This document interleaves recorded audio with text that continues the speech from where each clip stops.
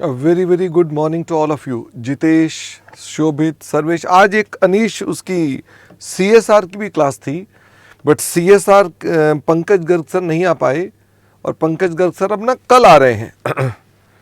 तो कल पंकज गर्ग सर की क्लास का टाइम है 7:30 AM।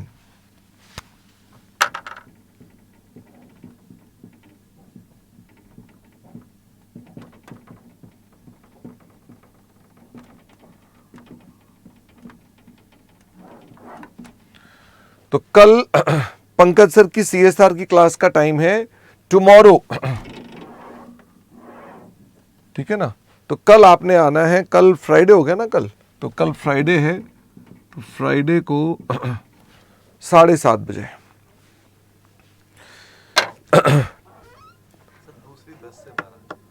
दूसरी सर अपने बता देंगे, ठीक है ना। दूसरी क्लास वैसे सर कह रहे हैं दोपहर को लेंगे 10 से 12, फिर भी वो आपको डायरेक्टली ही इन्फॉर्म कर देंगे उसके लिए। तो आइए हम पहले तो अपने पास अब ना 21st स्टैंडर्ड के कुछ होमवर्क के क्वेश्चंस डिस्कस करें, जो हमने आपको होमवर्क के क्वेश्चन दिए थे। तो मुझे बताएंगे कौन कौन से क्वेश्चन थे जो आपको प्रॉब्लम दे रहे हैं, ताकि उन क्वेश्चंस पर आ सकें। तो हमने आपके साथ जो क्वेश्चंस होमवर्क में दिए थे वो थे क्वेश्चन नंबर 12 से, क्वेश्चन नंबर 12 से। तो आइए मेरे साथ साथ देखें question number 12।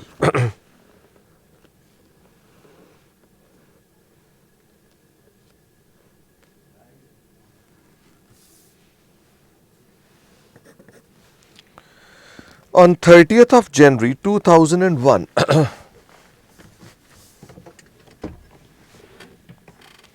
A Limited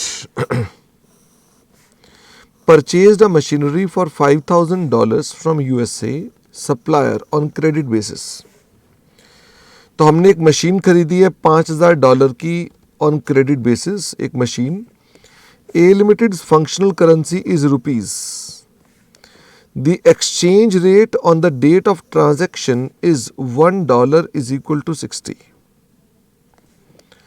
The fair value of the machine determined on 31st March is $5,500. The exchange rate on last date is 65. The payment to overseas supplier done on 31st March 2002 and exchange rate on that date is 67. The fair value of the machine remains unchanged for the year ended 31st March 2002. Prepare journal entries for the year ended on 31st March 2001 and 2002. According to Ind AS 21, tax rate is 30%. हालांकि tax का हमें कुछ भी नहीं करना है, लेकिन ठीक है उन्होंने बता दिया तो ठीक है गार्गी बेटा। तो आइए मेरे साथ साथ जरा देखेंगे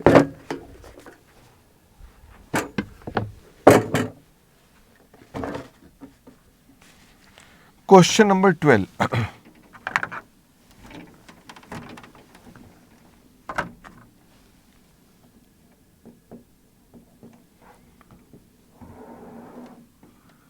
क्वेश्चन क्या कह रहा है?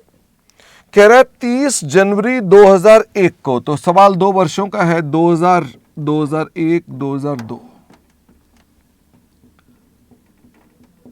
30 जनवरी को आपने मशीन खरीदी है, कितने की खरीदी है? $5,000 की। और कह रहा है उस दिन क्रेडिट पर परचेज की है और उस दिन आपका एक्सचेंज रेट है 60 रुपीज।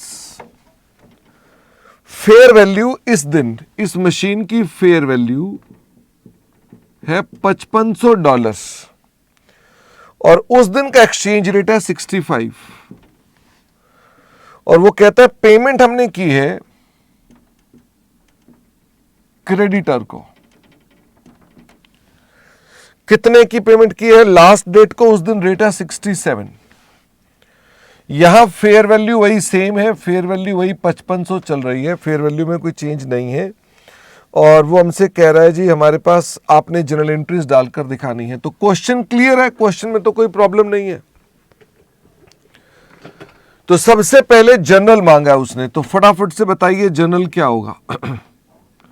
मशीन खरीदी आपने तो एंट्री क्या बनेगी, मशीन अकाउंट डेबिट।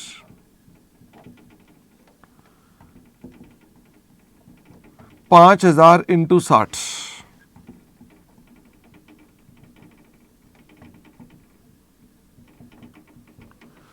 तो हमारे पास लायबिलिटी कितने की बन गई और मशीन की अमाउंट कितना बन गया 5,000 into 60 is equal to 3 lakhs।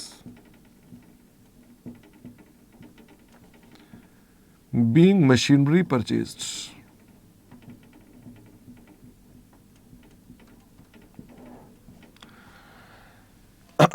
इसके बाद हम पहुंच गए साल के अंतिम दिन, लास्ट डेट।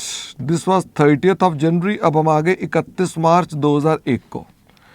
मशीन की फेयर वैल्यू दे रखी है, machine has fair value of $5500। तो क्वेश्चन में लिखा नहीं है, तो आपके पास दो अजम्पशंस हो गई। कंपनी अप्लाइज कॉस्ट मॉडल और दूसरी हो गई कंपनी अप्लाइज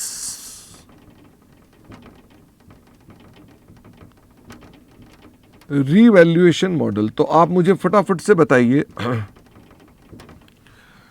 हम अगर मान लीजिए आपसे कॉस्ट मॉडल की बात कर रहे हैं और फेयर वैल्यू दे रखा है, तो हमने अपने पास एक और भी अजम्पशन लिख रहे हैं, डेप्रीसिएशन इग्नोर्ड। बताइए डेप्रीसिएशन क्यों इग्नोर कर रहे हैं? क्योंकि डेटा ही नहीं है। दोनों ही केसेस में डेप्रीसिएशन का डेटा नहीं है, डेप्रीसिएशन इग्नोर्ड। तो अब ये बताओ, अगर मशीन की वैल्यू 5500 करनी है कॉस्ट मॉडल में, तो कॉस्ट मॉडल में कोई रीवैल्यूएशन तो होनी नहीं है। No entry for revaluation. लेकिन अगर आपने रीवैल्यूएशन मॉडल लगाया तो क्या आप मशीन को रीवैल्यू कर देंगे? फटाफट से बताइए कितने की मशीन कर देंगे? तो मशीन की नई वैल्यू हो जाएगी 5500 इंटू आज का रेट है 65 माइनस तुम्हारी मशीन की बुक वैल्यू कितनी लिखी हुई है 3 लाख। तो मशीन कितने की डेबिट हो जाएगी? फटाफट से बताइए। This is equal to 5500 into 65 minus 3 lakhs, 57,500। और हम इसे अपने पास कहां भेज देंगे? हम इसे भेज देंगे रीवैल्यूएशन रिजर्व में। Being machine revalued. Cost model में तो आपको रिवैल्यूएशन करना ही नहीं है, नजदीक करना शशि। कॉस्ट मॉडल में तो आपको रिवैल्यूएशन करना ही नहीं है, इसी मॉडल में रिवैल्यूएशन करना है। और डेप्रिसिएशन को इग्नोर किया बिकॉज क्वेश्चन में कोई डाटा ही नहीं दिया हुआ। तो मैंने कहा हमको ऐसा करना पड़ेगा, इसमें एक एंट्री और भी डालनी पड़ेगी, रिवैल्यूएशन रिजर्व अकाउंट डेबिट्स 2। अब आपने टैक्स लगाना है, तो ये आपके पास आ गया 2 डेफर्ड टैक्स लायबिलिटी। भाई इस प्रॉफिट के ऊपर आपका 30% टैक्स है, 30% है ना, तो यानी 17,250 रुपए का आपको टैक्स लगेगा। ये आपका इंड AS 12 बोलता है कि रीवैल्यूएशन रिजर्व का टैक्स भी आपको कैलकुलेट करना पड़ेगा और लगाना पड़ेगा। Being deferred tax on revaluation reserve applied. हमने रीवैल्यूएशन रिजर्व पर डेफर्ड टैक्स चार्ज कर दिया। और मुझे अब ये बताइए कि इसके अंदर तो कोई डेफर्ड टैक्स का भी चक्कर नहीं है। क्या आपको अपने पास 31 मार्च को ही क्रेडिटर्स को भी रिवैल्यू करना पड़ेगा? क्योंकि क्रेडिटर्स भी तो आपने 60 के बुक कर रखे हैं, तो क्रेडिटर्स को भी तो चेंज करना पड़ेगा। तो क्रेडिटर्स को तो चेंज करना ही पड़ेगा। That is your exchange difference account debits to creditors. तो आपके पास 5,000 को आपने 65 करना है, जबकि आपके पास कितना अमाउंट बुक्स में आ रहा है? बुक्स में आ रहा है 3 लाख। तो कितना अमाउंट आ जाएगा? ये आ जाएगा 25,000। Being creditors remeasured. और आपको ध्यान होगा ये कहां जाता है? This will go to P&L account. यही सेम एंट्री यहां पर भी आ जाएगी। तो मैं अपने पास इसका तो यहाँ केस खत्म कर देता हूँ ना, तो यहाँ पर तो 2 केसेस हो गए थे, यहाँ आपके पास एक ही केस है, इसका मतलब ये एंट्री कॉमन है। फिर उसके बाद बारी आ गई इसके अंदर, तो लिखें exchange difference will be transferred to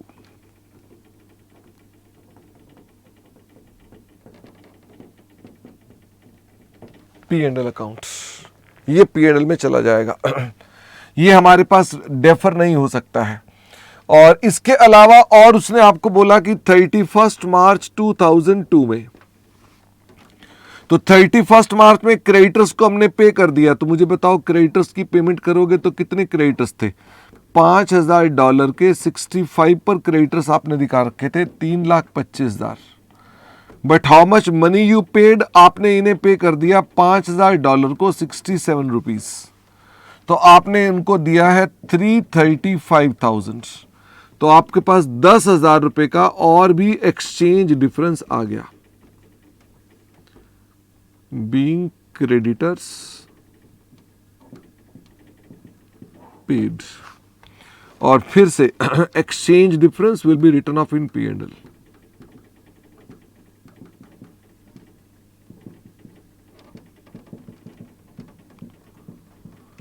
अब सवाल ये उठता है कि क्या हमारे पास यहां डेप्रिसिएशन आएगी? तो हमने फिर से लिखा ignored depreciation because of lack of data,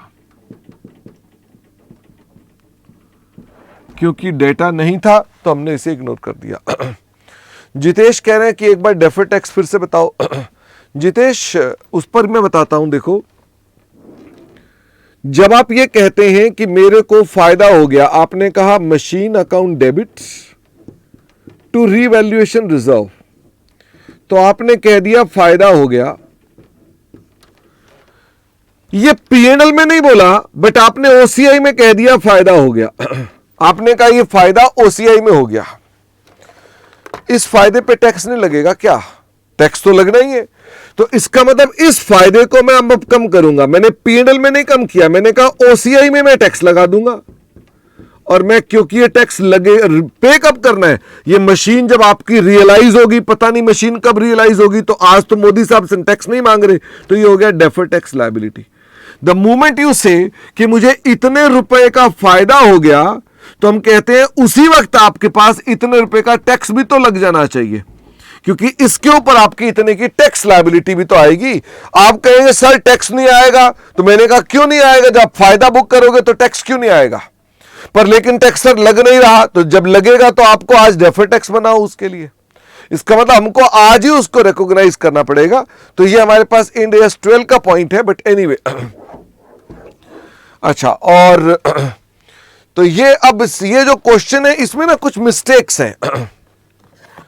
तो वो मिस्टेक्स को अगर 1 मिनट के लिए हम लोग रेक्टिफाई करना चाहें, क्योंकि आपके इंस्टीट्यूट के आंसर दिए हुए हैं, तो मैं उनको चेंज तो वैसे नहीं कर सकता हूं, बट आपको बता देता हूं कि इसमें चेंजेस हैं कुछ। पहली बात तो ये ट्रेड रिसीवेबल नहीं होगा, ये पेबल होंगे।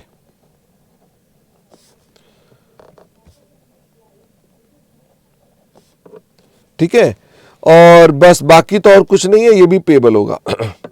तो ये एक छोटी सी मिस्टेक है। बाकी इसके अलावा जो इन्होंने आंसर निकाला है वही आंसर हमने भी निकाला हुआ है, लेकिन ये 2 एंट्रियां उन्होंने अलग अलग कर दी है, हमने ये कंबाइन की है, हमने ये एंट्री कंबाइन की है। इसके अलावा ये P&L में डालने की एंट्री है, ये 11,000 आ रहा है, ये 11,000 आ रहा है क्या? ये मशीनरी टू P&L कहां से आ गया? ये नालायक है। मशीनरी में कोई रीवैल्यूएशन था ही नहीं, तो उसने मना कर दिया था, तो हमने कहा मशीनरी में देयर इज नो रीवैल्यूएशन, इसलिए हमने उसको नहीं लिखा है। सब्सिक्वेंटली 17,250 कैसे चलेगा बुक्स में? विशेष कह रहे हैं कि सर 17,250 का आगे फ्यूचर में क्या होगा? तो विशेष ये जो 17,250 है, लेटर ऑन कभी ना कभी आप मशीन को सेल करेंगे, तो उस समय ये डेफर्ड टैक्स लायबिलिटी क्या बन जाएगी? आपकी प्रोविजन फॉर करंट टैक्स बन जाएगी। ठीक है। और आप कहें सर हमने डाउनवर्ड रीवैल्यू कर दिया लेटर ऑन, तो ये वैल्यू भी कम हो जाएगी। इसका मतलब अगर आपकी बुक्स में ये वैल्यू खड़ी रहेगी तो ये लायबिलिटी भी खड़ी रहेगी। आप इसको, इस लायबिलिटी को कम करेंगे तो मैं इसे भी कम करूंगा। जब तक आप इसे कम नहीं करेंगे ये लायबिलिटी रहेगी। और अल्टीमेटली अगर आपने कहा ये मशीन वैल्यू बिल्कुल करेक्ट वैल्यू पर रियलाइज हो रही है, तो रियलाइज होगी तो लायबिलिटी आपको मोदी साहब को देनी पड़ेगी। चल सकते हैं आगे। ऐसे ही क्वेश्चन हमारे पास और भी हैं जो ऐसे ही मशीनरी पर ही हैं। क्वेश्चन नंबर 13, आओ जी दिखाओ। क्वेश्चन नंबर 13,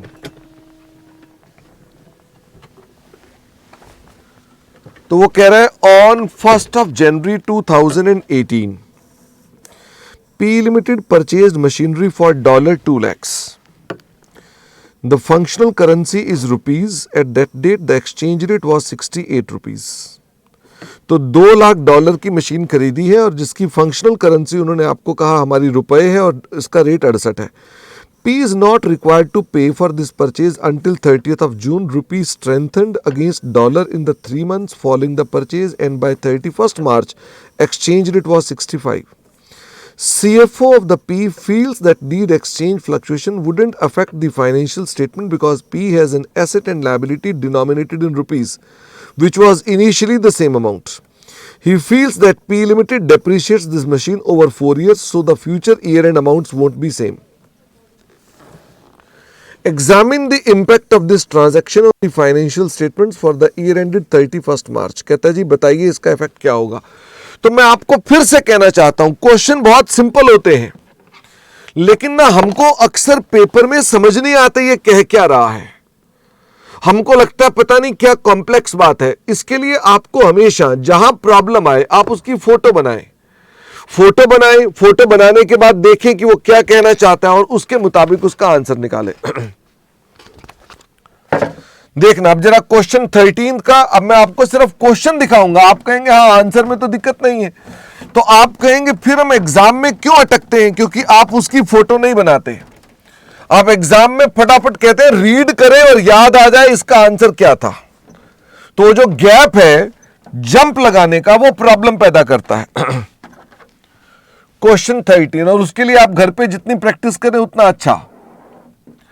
क्वेश्चन 13 में 1 जनवरी 2018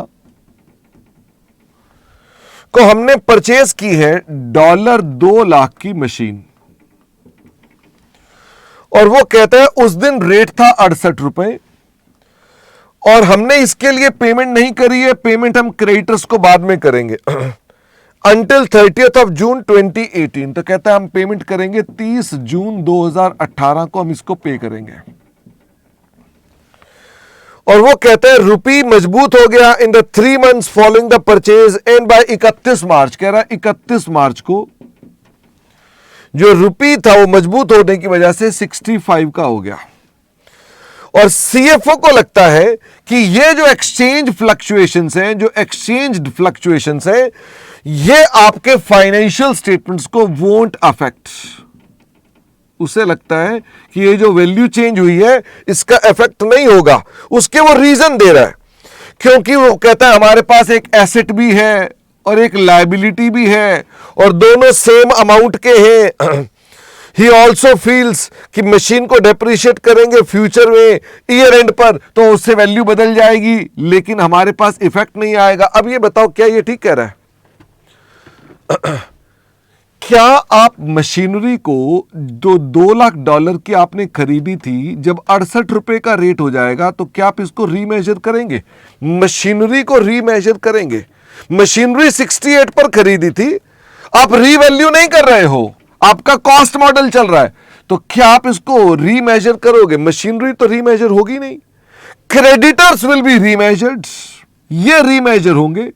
इसका मतलब इस पर ईडी P&L में जाएगा और इस पर तो ईडी आएगा ही नहीं, नो ईडी। तो उसका कहना था कि इफेक्ट आएगा नहीं क्योंकि इसका ईडी इसके ईडी से सेटअप हो जाएगा। एक में ईडी आएगा ही नहीं, एक में ईडी आएगा तो उसका अकाउंटेंट का विचारधारा बिल्कुल गलत है। वो कह रहा है एक पर ईडी, कहता है दोनों पर ईडी जब लोगे, एसेट का ईडी लायबिलिटी का ईडी, तो कह रहा है इफेक्ट ही नहीं करेगा। इसलिए क्या जरूरत पड़ी है उसको करने की। वो कह रहा है वैसे भी दोनों सेम अमाउंट के हैं, इकट्ठे ही चलने दो, कौन सी दिक्कत है। तो दिस इज ऑल रॉन्ग। तो what should be the answer?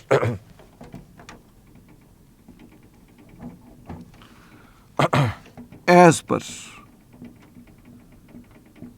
End AS 21, नाम मैं अब नहीं लिख रहा हूं, the effect of changes in exchange rate when ever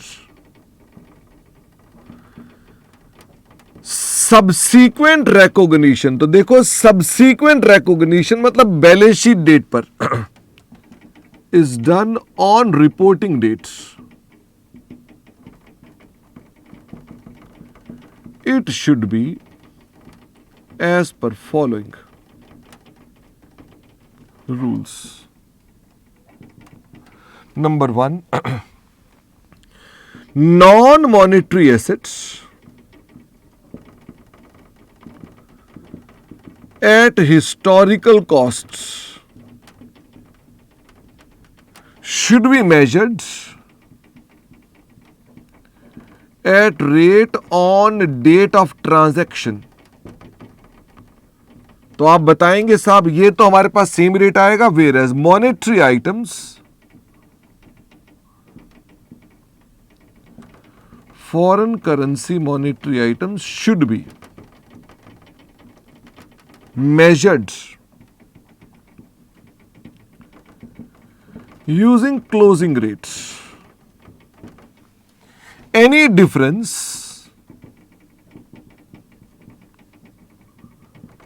is recorded as exchange difference in P&L account. तो ये तो हो गया आपके पास ज्ञान की बातें। अब इन द गिवन केस, इस केस में machine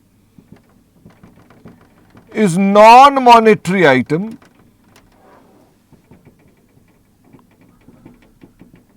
eight historical cost, hence it will not B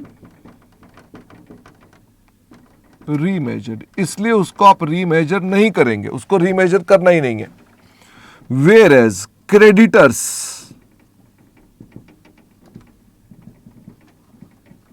will be remeasured. तो मुझे बताइए क्रेडिटर्स को रीमेजर करेंगे तो क्रेडिटर्स का अमाउंट क्या होगा? Exchange difference on creditors will B $2,00,000 multiplied by आपने बुक किया था इनको 68 रुपए पर, अब हो गया 65 रुपए रेट, तो हमारे पास 6 लाख रुपए का एक्सचेंज गेन हो गया। इसके अलावा आपकी डेप्रिसिएशन का अमाउंट भी आप अगर चाहें तो बता सकते हैं कि मशीन की लाइफ बता रखी है, तो depreciation on machine will be rupees. तो आपकी मशीन होगी इतने रुपए की और इसकी लाइफ है 4 साल, 4 साल इंटू 12 महीने, और आपने खरीदी है 1 जनवरी को, तो 3 महीने की डेप्रिसिएशन कितनी ढूंढिए और बताइए डेप्रिसिएशन का अमाउंट कितना आएगा। तो 2 lakh into 68 into 3 divided by 48, तो 8,50,000। तो book value of the machine will be, तो 2 लाख इंटू 68 माइनस 8,50,000, 1275, 1 2 3 4, तो ये आपके पास 1,27,00,000 की मशीन बच गई। तो आप अपने पास नोटिस करेंगे तो आप कहेंगे सवालों में प्रॉब्लम नहीं है, लेकिन आमतौर पे स्टूडेंट इनको देखता नहीं है। तो मैं उम्मीद करता हूं कि आप लोग ये क्वेश्चंस पहले देख चुके हैं और तभी आप डिस्कस कर रहे हैं इन क्वेश्चंस को। आइए इसको देखें। तो वो कहता है as per Ind AS 21 the asset liability will be recorded at on this date, उसकी वैल्यू होगी इतने रुपए। लायबिलिटी मॉनेटरी आइटम है इसलिए इसको रीमेजर करोगे अपने पास। फिर वो कहता है अपने पास जो लॉस ऑन ट्रांसलेशन है वो अपने पास प्रॉफिट एंड लॉस में डालोगे, और फिर उसका कहना है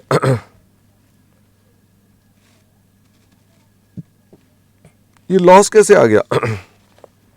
आपने लायबिलिटी 68 पर बुक की थी, लायबिलिटी तो गेन आ रहा है आपके पास।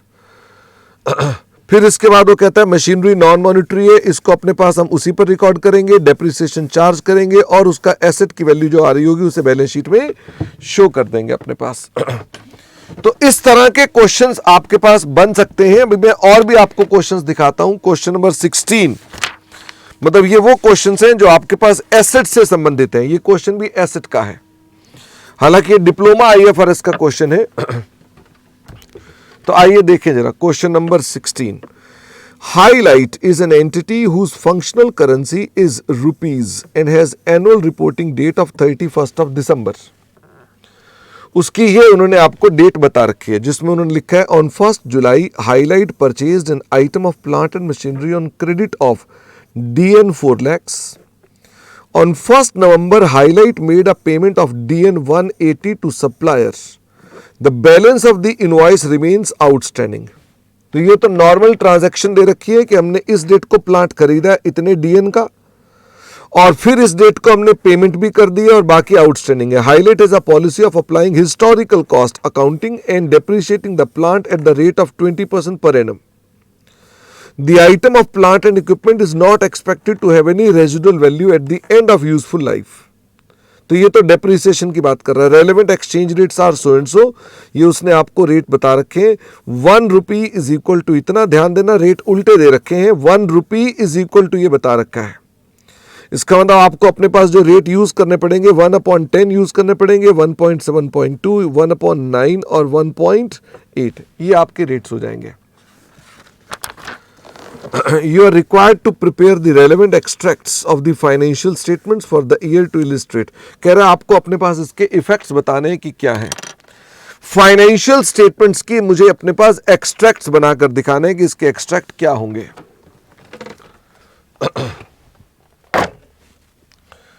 तो अब उसने आपसे चूंकि फाइनेंशियल स्टेटमेंट्स के एक्सट्रैक्ट्स मांग लिए, तो पहले तो वही करेंगे ना, हम अपने पास इसकी फोटो बनाकर देखें वो चाह क्या रहा है। क्वेश्चन नंबर 16,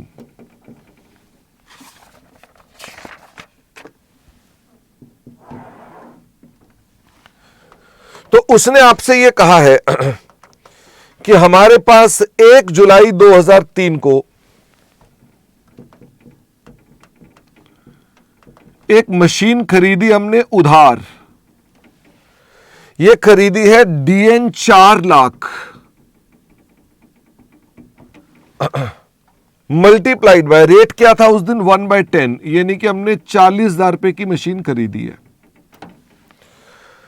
फिर वो कहता है ऑन 1 नवंबर 2003, 1 नवंबर 2003 कह रहा हमने पेमेंट कर दी है। फटाफट से बताओ, क्रेडिटर को पेमेंट कर दी हमने, क्रेडिटर को पेमेंट कर दी है 180 की टू बैंक, 180 की पेमेंट कर दी है। 1/11 को रेट था 1 डिवाइडेड बाय 7.2, तो पेमेंट कितनी हो गई? तो हमने अगर पेमेंट कर दी है 180 डिवाइडेड बाय 7.2, तो पेमेंट हो गई हमारी 25,000। उसकी बुक वैल्यू कितनी होगी? तो 180 की बुक वैल्यू तो हमने 10 के हिसाब से निकाल रखी होगी ना, 18,000, क्योंकि हमने तो अपने पास 10 के हिसाब से वैल्यूएशन कर रखी होगी। तो इन दोनों में डिफरेंस आ गया, एक्सचेंज डिफरेंस 7,000। ये मैंने कैसे निकाला? 180 इंटू 1/10, क्योंकि बुक वैल्यू है। तो मेरे पास ये एंट्री आ गई हमारे पास 111 को। अब उसका कहना है बैलेंस अमाउंट जो है अभी तक आउटस्टैंडिंग है। ये 31 दिसंबर है। वो कह रहा है बाकी की लायबिलिटी अभी भी खड़ी हुई है, और आज के पास उसने बोला है कि इसका जो रेट है ऑन 31 ऑफ दिसंबर वो कितना है? 1/8। तो मुझे ये बताओ क्रेडिटर का आपके पास बैलेंस कितना आ गया? आपका लेजर बैलेंस कितने का था? 40,000 माइनस 18,000, तो ये था 22,000। तो इसकी री वैल्यू री मेजर करें तो इसकी वैल्यू कितनी बनती है? आपने 4 लाख में से 180 पे कर दिया तो 220 बच गया। तो 220 इंटू 1/8, तो आपके पास उसकी वैल्यू आनी कितनी चाहिए? 220 डिवाइडेड बाय 8, तो वैल्यू आनी चाहिए 27,500। देयरफॉर एक्सचेंज लॉस यहां पर हमें कितने का हो गया? 5,500 का। तो ये एक्सचेंज लॉस हो गया, तो ये भी चला गया ED account debit to creditor. 5500। तो इसने और क्या बोला, कह रहा जी आप डेप्रिसिएशन भी लगा देना मशीनरी पर। तो मशीनरी पर डेप्रिसिएशन का क्या होगा, डेप्रिसिएशन टू मशीनरी। तो 40,000 की मशीन थी डिवाइडेड बाय, जिसके ऊपर उन्होंने क्या बोला है, उन्होंने कहा 20% हम डेप्शन लगाते हैं पर एनम, 20% हमारी डेप्रिसिएशन हो गई। और वो कहता है हमने खरीदी थी 1 जुलाई को, तो 1 जुलाई का मतलब 6 महीने की डेप्शन हो गई। तो दिस इज इक्वल टू 4000। तो डेप्रिसिएशन अमाउंट इज 4000 कि हाफ ईयर की डेप्शन लग गई, क्योंकि 1 जुलाई से लेकर यहां तक 6 मंथ्स है, तो 6 महीने की आपने डेप्रिसिएशन भी चार्ज कर दी। अब आपके पास और इस सवाल में तो कुछ भी नहीं बचा, अब तो आपको एक्सट्रैक्ट्स बनाने को बोला उसने।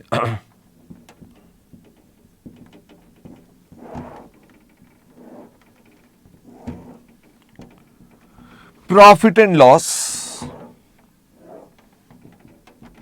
और बैलेंस शीट। तो एक तो आ गई हमारे पास depreciation and amortisation. This is 4000 rupees, जो आपने कैसे ढूंढी है, आपने 40,000 का 20% फॉर हाफ ईयर, ये आपने डेप्रिसिएशन लगा दी। इसके अलावा आपके पास एक अदर एक्सपेंसेस आ गए, जिसके अंदर इंक्लूड होगा एक्सचेंज लॉस। और एक्सचेंज लॉस कितने का है, दिस इज 7000 प्लस 5500, 12,500 का आपका एक्सचेंज लॉस आ गया। इसके अलावा प्रॉपर्टी प्लांट इक्विपमेंट जो आपके पास बैलेंस शीट में आ जाएगी, वो आ जाएगी 36,000। और आपके पास जो करंट लायबिलिटी है उसके अंदर आपके पास ट्रेड पेबल में आ गया, जो आपने पैसे देने हैं, the amount will be 27,500।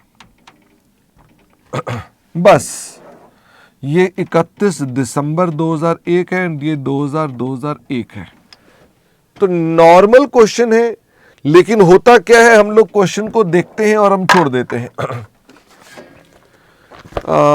Neeraj कह रहा है क्या मैं भी फोटो बना सकता हूं? बेटा जहां पर भी, आपको मैं बताता हूं एक सिंपल सी बात, जहां जहां पर भी डेट तथा या रेट है किसी भी चैप्टर में, any chapter, any question, better to make photo. और इस इंड AS 21 में, इंड AS 21 में तो रेट ही रेट है, डेट ही डेट है। बच्चा ये करता नहीं, इसलिए सवाल समझ आता नहीं। आई होप आप ध्यान रखोगे, जिनमें रेट डेट कम होती है वो बिना फोटो के भी हो जाते हैं। वो Neeraj, you need the photograph because of these 2 reasons.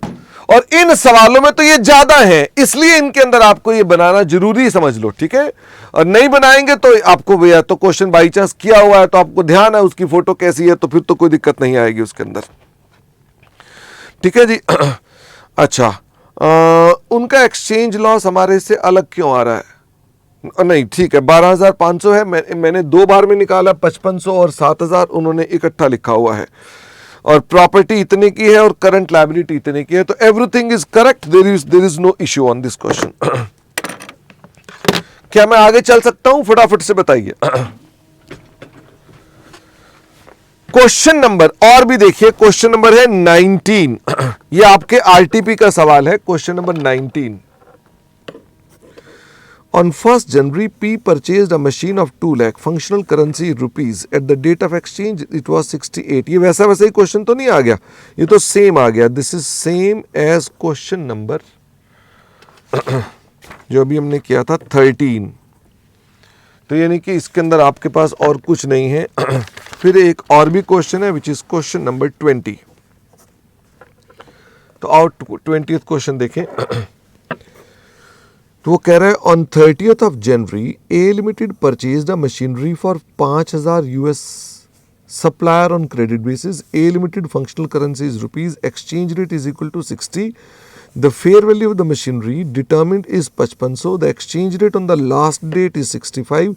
ये भी तो सेम क्वेश्चन आ गया. This is same as question number, ये कौन सा क्वेश्चन था? क्वेश्चन था ये 12th था शायद ये. This was same as question number 12th. हालांकि इस क्वेश्चन में उन्होंने कुछ इंप्रूवमेंट्स की हैं. इस क्वेश्चन में इंप्रूवमेंट की है. उन्होंने ट्रेड रिसीवेबल को पहले ही क्रेडिटर लिखा हुआ है. वो एंट्री जो वहां पर उन्होंने कंबाइन नहीं की थी, उन्होंने वहां अलग अलग लिखी थी ना, 30,000 और 27,500, यहां उन्होंने कंबाइन कर दी है. और फिर उसके बाद ये 25,000 का लॉस भी बुक कर रखा है और ये क्रेडिटर्स की पेमेंट भी कर रखी है. ये मशीनरी को बार बार रीवैल्यू कर रहे हैं, जिस पर मैं एग्री नहीं करता हूं, लेकिन उन्होंने यहां पर ना फिर से रीवैल्यू कर दिया मशीन को.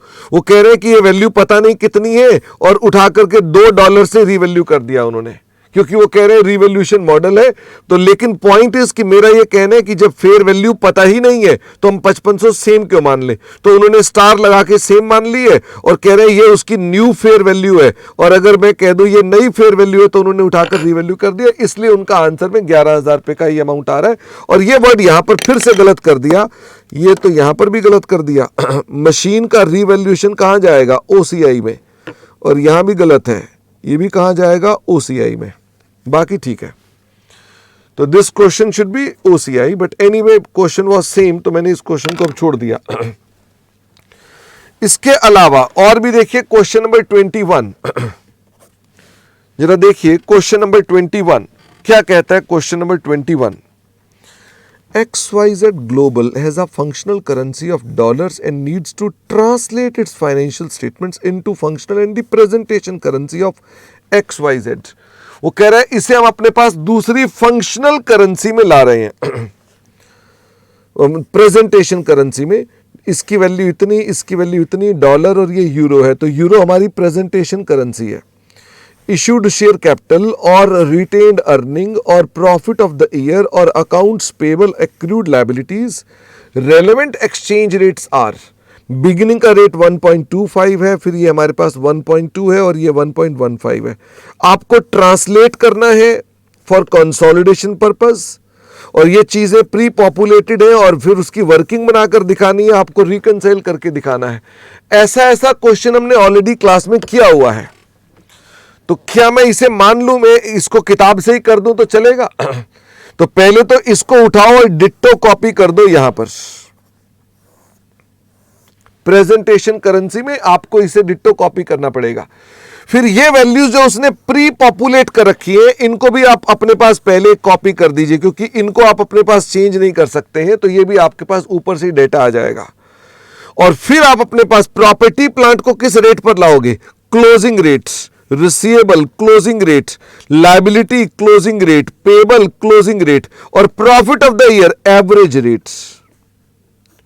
तो ये कैलकुलेशंस कर दे अगर, तो हमारे पास जो डिफरेंस आता है उस डिफरेंस को क्या बोलते हैं? उसे बोलते हैं FCTR. और मुझे बताइए क्या इसका कोई रिकंसिलेशन बनानी पड़ती है आपको? तो रिकंसिलेशन कैसे बनेगी? तो उसके अंदर हम अपने पास ओपनिंग शेयर कैपिटल लिखेंगे, रिटेन्ड अर्निंग जो ओपनिंग है और प्रॉफिट लिखेंगे. और फिर हम बोलेंगे कि साहब हमारे पास ये आइटम होनी कितनी चाहिए थी? हमारे पास ये 40,000 है और ये है 25,000 और ये है हमारे पास 22,000. तो हमें रेट लगाना कौन सा चाहिए था? हमें रेट लगाना चाहिए था 1.15 का. तो ये वैल्यूज आती, पर आपने बुक वैल्यूज लिखी हुई है डिफरेंट. तो ये डिफरेंस जो आएगा वो क्या निकल आएगा? डिफरेंस आपके पास वही FCTR जैसा निकल आएगा.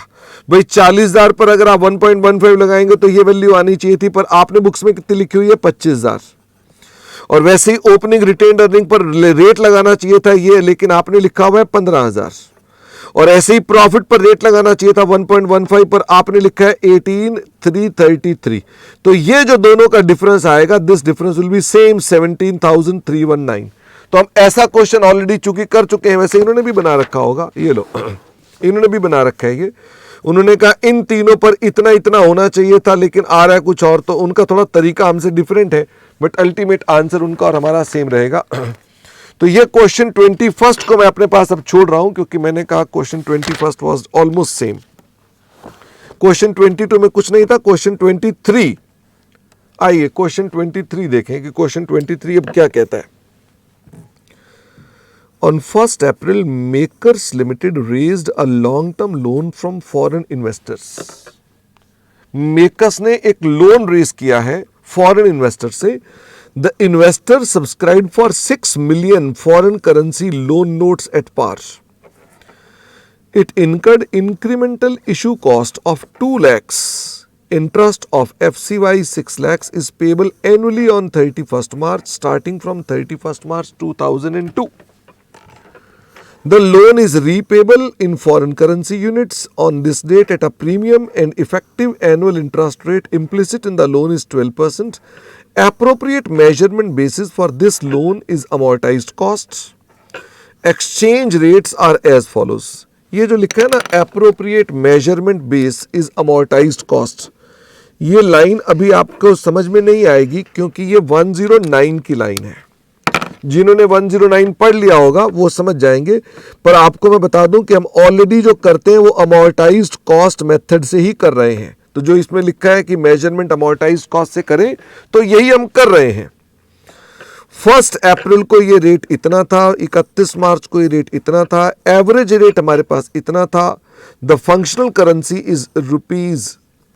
What would be the appropriate accounting treatment for the foreign currency loan in the books of Makers Limited for the year so and so? Calculate initial measurement amount of loan, finance cost, closing balance and exchange gain or exchange loss. तो आपने ये सारा का सारा calculation करके दिखानी है।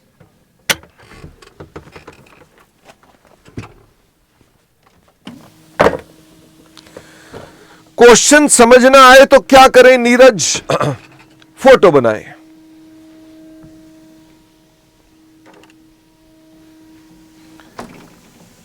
वैसे आप लोगों ने ये होमवर्क ट्राई करा था या सीधा यहीं पर ही आकर कर रहे हैं? ऑब्जेक्टिव तो यही था ना गैप देने का कि आप अपना होमवर्क कंप्लीट कर ले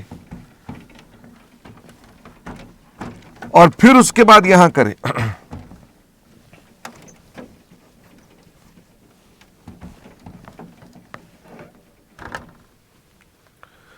नीरज कह रहा है सर मैंने तो होमवर्क किया था। Very good Neeraj. Question 23,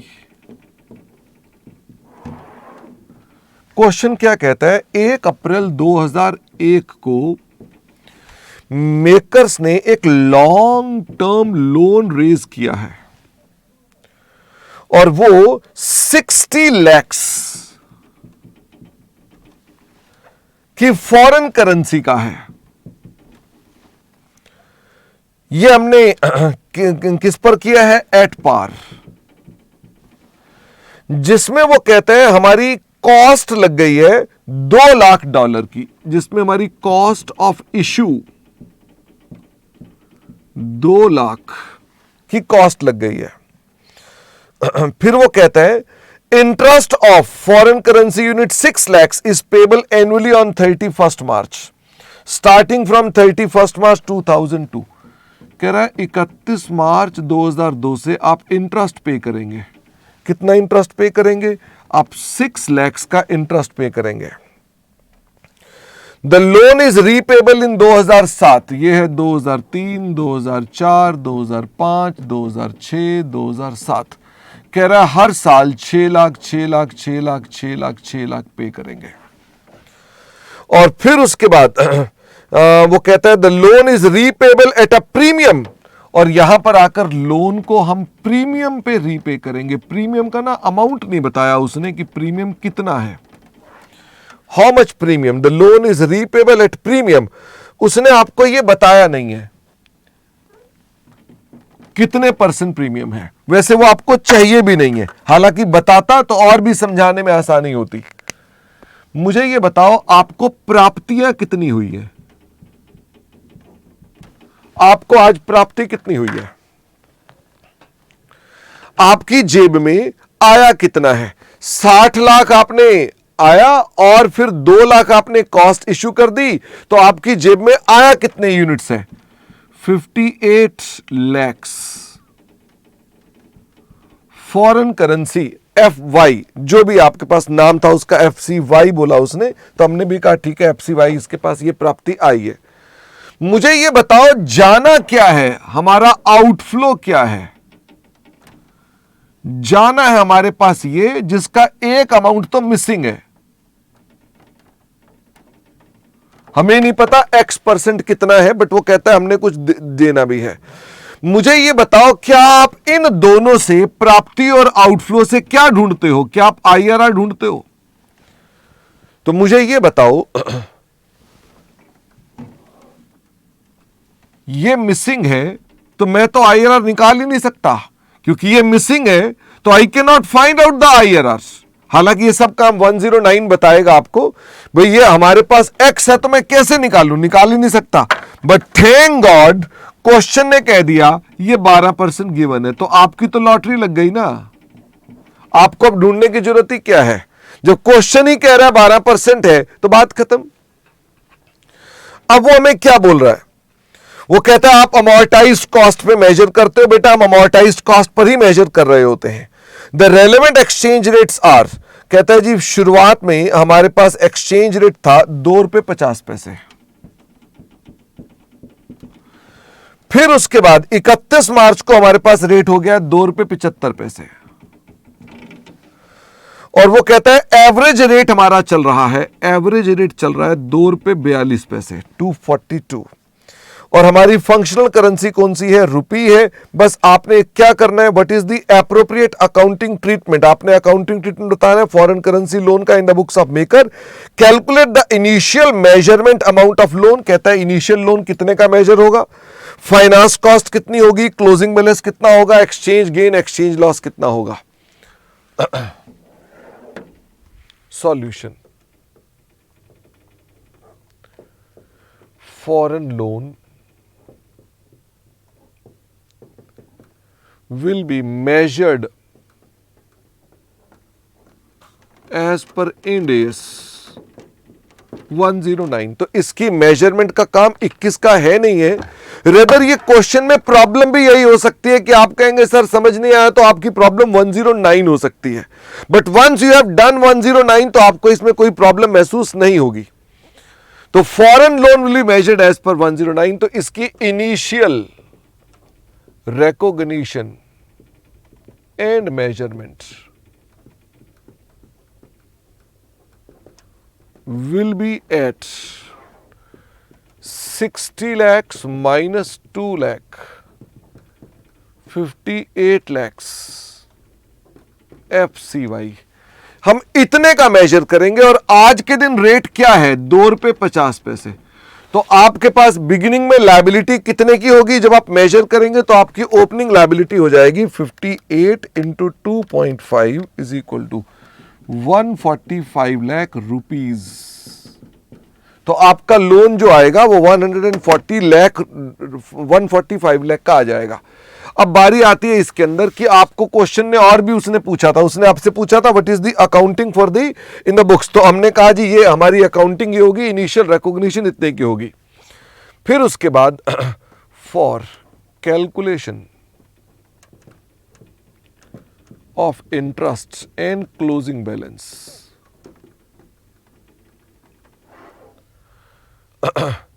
opening balance in foreign currency unit 58 lakhs, interest at effective rate of 12%। तो कितना इंटरेस्ट आ जाएगा, 58 लाख का 12%,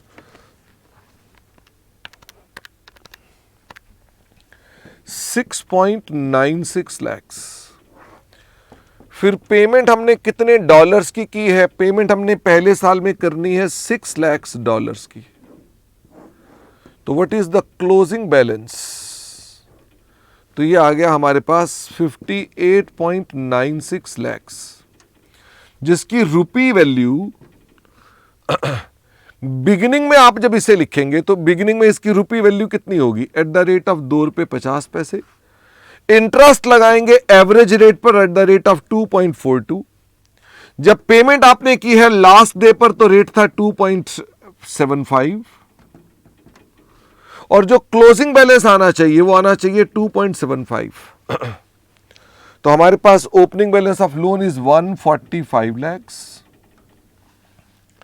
इंटरेस्ट हो गया 6.96 इंटू 2.42, इंटरेस्ट हो गया 16.8432 lakhs, पेमेंट करी है 2.75, तो पेमेंट कर दिया आपने 16.50 lakhs।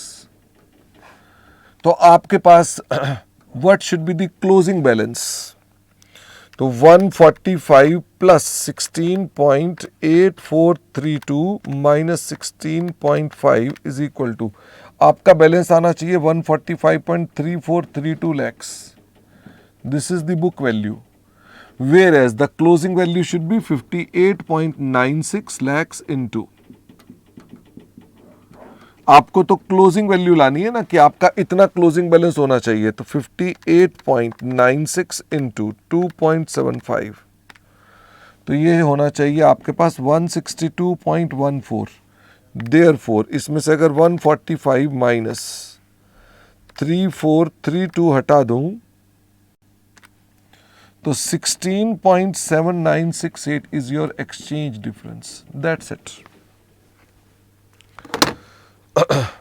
सरल भाषा में ये समझ लो कि मैंने लोन अकाउंट बनाया है, फॉरेन करेंसी में लोन अकाउंट बनाया, 58 लाख का बीडी है, इंटरेस्ट लगा दिया मैंने इसका 12% 6.96, पेमेंट कर दिया हमने 6 लाख और बैलेंस सीडी कितना आया है 58.96। यही लोन अकाउंट मैंने रुपीस में बनाया है, और जब रुपीस में बनाया है तो बैलेंस बीडी कितने का लिखा है 145, जो 145 था वो लिखा हमने अपने पास। इंटरेस्ट हमने कितना लिखा है 6.96 इंटू 2.42, जो आपका एवरेज रेट है विच इज 16.8432। पेमेंट जो हमने लिखी है वो है 6 लाख की, और ये हमने पेमेंट की है 2.75 पर, जब रेट था हमारा इतना, तो ये हो गया 16.5। और बैलेंस सीडी तुम्हारा होना चाहिए 58.96 इंटू 2.75, तो ये होना चाहिए 2.75, ये होना चाहिए 2.75, ये हमारे पास बिगिनिंग का रेट, ये हमारे पास एवरेज रेट। तो हमने अपना लेजर बना दिया और इसमें डिफरेंस आ रहा है, डिफरेंस जो आएगा वो एक्सचेंज डिफरेंस है। Exchange difference is balancing figure. तो जैसे मर्जी निकाल दीजिए, मैंने ऊपर स्टेटमेंट के फॉर्म में निकाला है, आप लेजर बना सकते हैं फॉरेन करेंसी का लोन, फिर इसी अकाउंट को रुपीस में बना लो।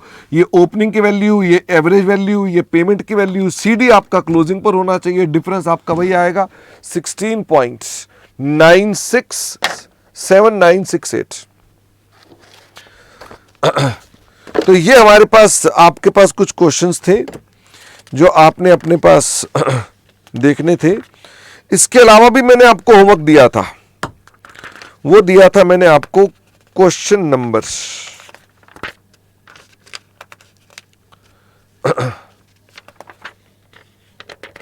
14, question number 14।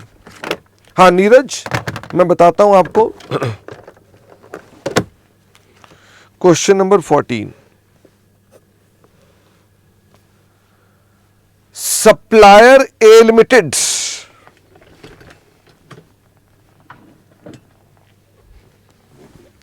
enters into a contract with customer B on 1st January to deliver goods in exchange of the total consideration of 50 million and receive upfront payment of $20 million। तो हमने अपने पास एक contract किया है जिसके तहत हमने अपने पास उनको गुड्स डिलीवर करने हैं, और टोटल जो कंसिडरेशन है उन गुड्स की वो कितनी है, टोटल कंसिडरेशन है 50 मिलियन और हमने एडवांस ले लिया 20 million. The functional currency is INR। Goods are delivered and revenue is recognised on 31 March. तो रेवेन्यू कब रिकॉर्ड करना है आपने, 31 मार्च को। USD 30 million is received on 1st April in full and final settlement of the purchase consideration. तो बड़ी अच्छी बात है, ये 1 जनवरी की ट्रांजैक्शन थी और 31 मार्च को हमने सेटल कर ली है। State the date of transaction for advance consideration and recognition of revenue. Also state the amount of revenue in INR to be recognised. The exchange rate are 72 in the beginning, 75 at the end. कुछ याद है आपको advance वाला मुद्दा किस जगह पर dealt है, जो एडवांस पैसे आते हैं और एडवांस को हम बाद में रेवेन्यू में डालते हैं, ये किस कॉन्सेप्ट में कवर्ड है? ये हमारे इंड AS 21 के अपेंडिक्स में कवर्ड है। तो अपेंडिक्स में वो हमें कहता है जी आपको अपने पास कैसे रिकॉग्निशन करनी चाहिए। तो आइए जरा हम फटाफट से देखें।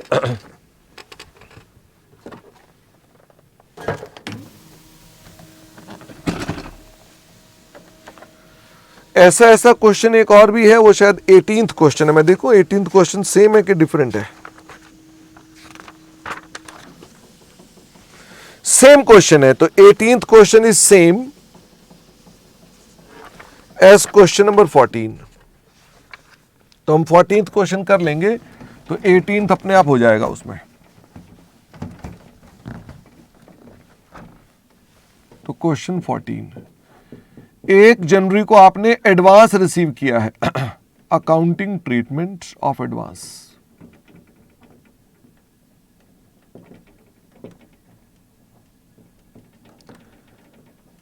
डेल्ट बाय अपेंडिक्स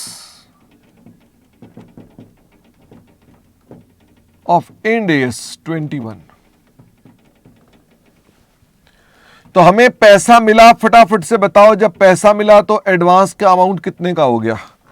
आपने $20 मिलियन रिसीव किए हैं।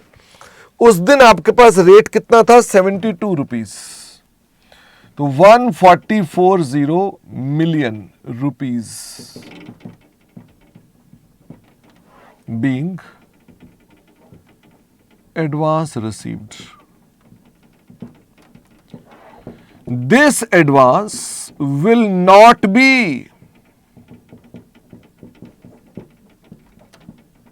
remeasured. इसको रीमेजर नहीं करेंगे since it is not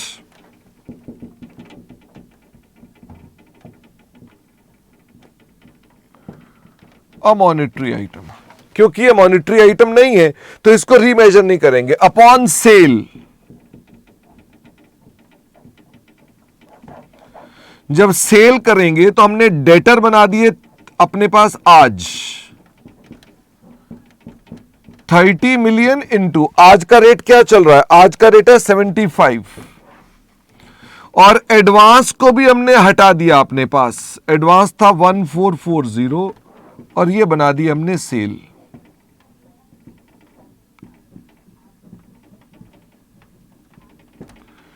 तो ये आ जाएगा हमारे पास 2250 प्लस 1440, दिस इज 3690, 549426 और फिर उसने कहा 1 अप्रैल को हमको डेटर से रिकवरी भी हो गई है, तो अगले ही दिन डेटर से रिकवरी भी कर लो। और इसके अंदर रेट उसने आपको बताया नहीं है, तो इसका मतलब अगले ही दिन हमारे पास एक्सचेंज रेट जो होगा सेम होगा। तो इसका मतलब मैं 2250 रुपए रिसीव कर लूंगा बीइंग।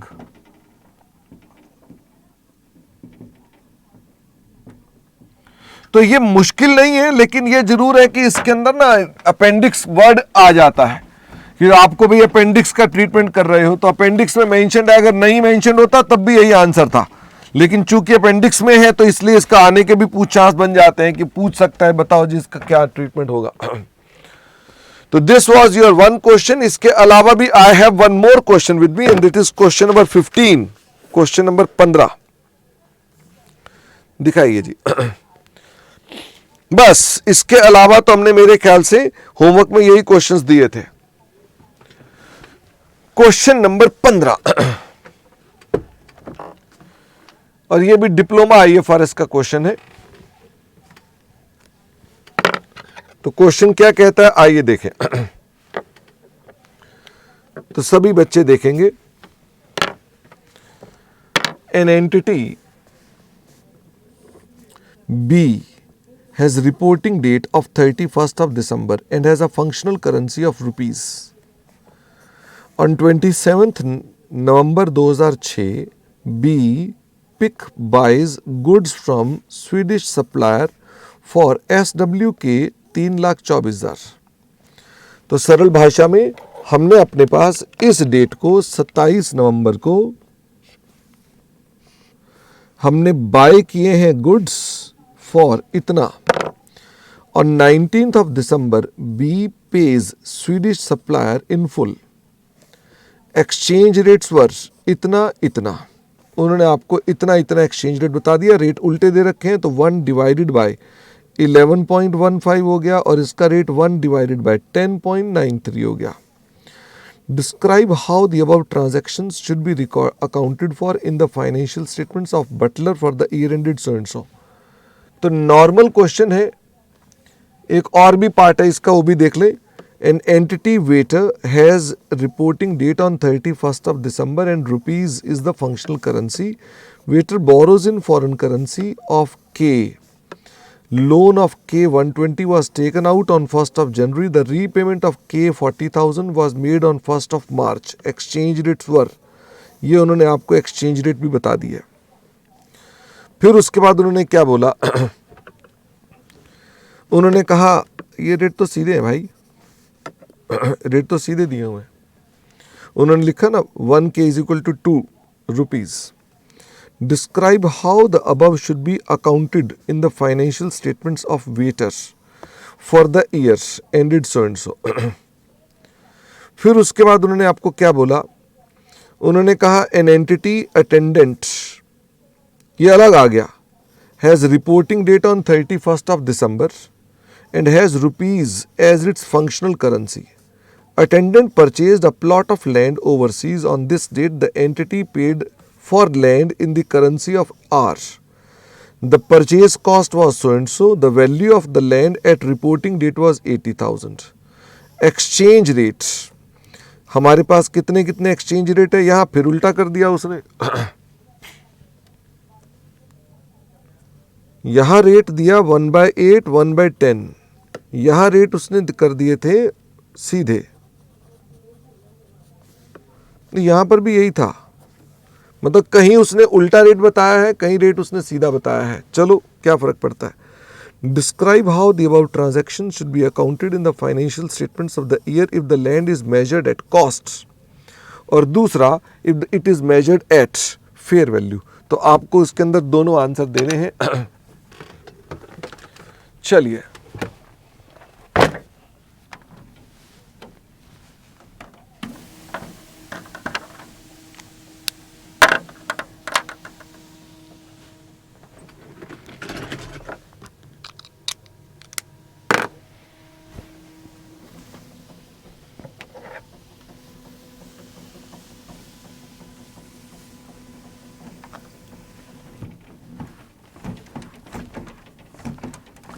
तो क्वेश्चन वैसे बहुत ही सिंपल और स्ट्रेट फॉरवर्ड है.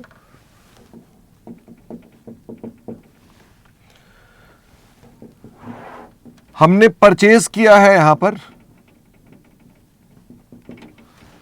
और परचेज किया तो एंट्री क्या बनेगी? Purchase to creditors. हमने परचेज किया है $3 लाख. उस दिन का रेट है 1 डिवाइडेड बाय 11.15. फिर उसके बाद वो कहता है 19 दिसंबर को पेमेंट कर दी. क्रेडिटर अकाउंट डेबिट, और पूरे पैसे दे दिए टू बैंक. जब पेमेंट की है तो उस समय रेट था 10.93.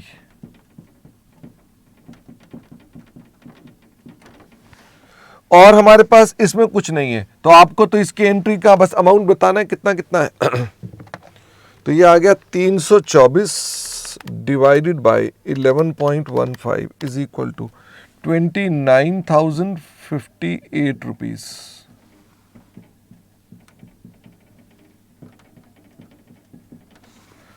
और आपने जब 3,24,000 को पेमेंट किया तो 10.93 रेट था, तो आपने पेमेंट किया 29,643 माइनस 29,058. तो आपका ईडी आ गया 585. उसने मांगा आपसे क्या है? उसने कहा describe how the above transactions will be accounted for. तो जनरल एंट्रीज मांगी थी, ये आपकी जनरल एंट्री नंबर 1, ये आपकी जनरल एंट्री नंबर 2. ठीक है. तो फर्स्ट केस में 2 एंट्रियां बननी है. फिर आ गया दूसरा केस, कहता है हमने अपने पास एक फंक्शनल करेंसी में लोन लिया है, लोन लिया हमने अपने पास ऑन 1 जनवरी। जब लोन लिया हमने तो ये हमने लिया है 120K का,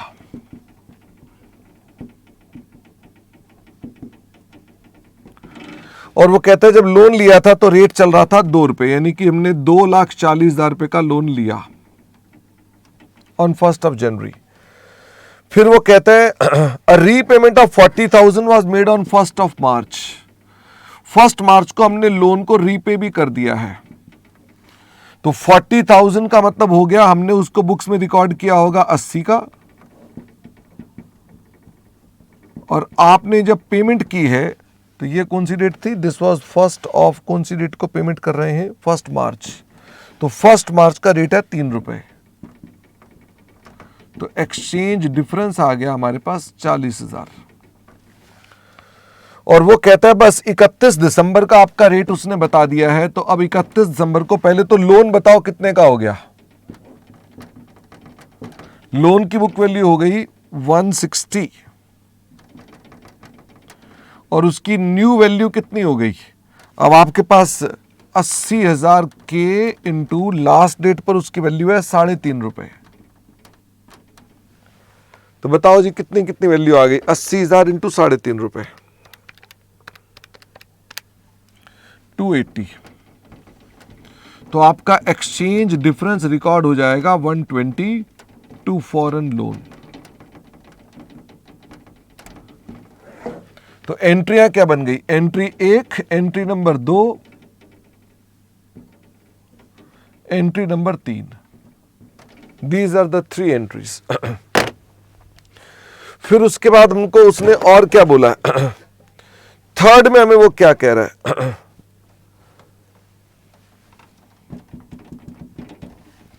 थर्ड में वो कह रहे हैं कि हमने अपने पास, थर्ड यहां कम हो जाएगी जगह, इधर करते हैं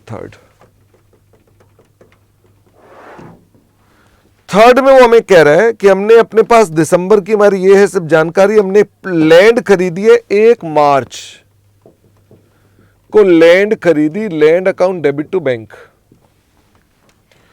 जो लैंड खरीदी हमने, और वो खरीदी है हमने अपने पास 60,000 आर की, उस वक्त रेट था 1/8, तो बताओ वैल्यू कितनी हो जाएगी।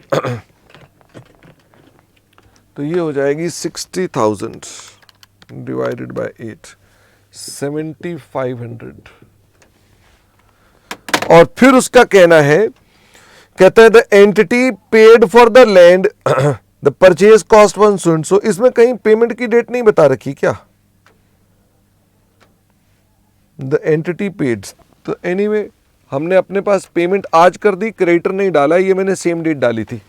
अब उसका कहना है कि इसकी लैंड की वैल्यू कितनी हो गई है, अब 80,000 हो गई है।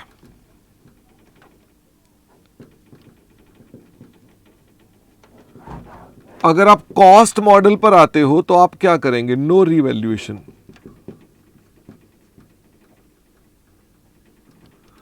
और अगर आप फेयर वैल्यू पर आते हो तो आपको रीवैल्यूएशन करना पड़ेगा 80,000 इंटू, आपका लास्ट में रेट चल रहा है 1/10,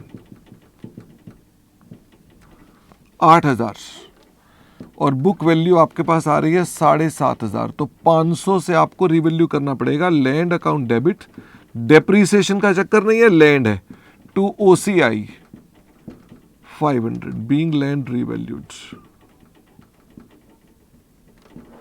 इस केस में कोई ट्रीटमेंट नहीं होगा। बस उसने यही आपसे पूछा था कि तीनों करेंसीज में बता दो, तो हमने कह दिया कि साहब इन तीनों के अंदर ऐसा ऐसा आंसर होगा।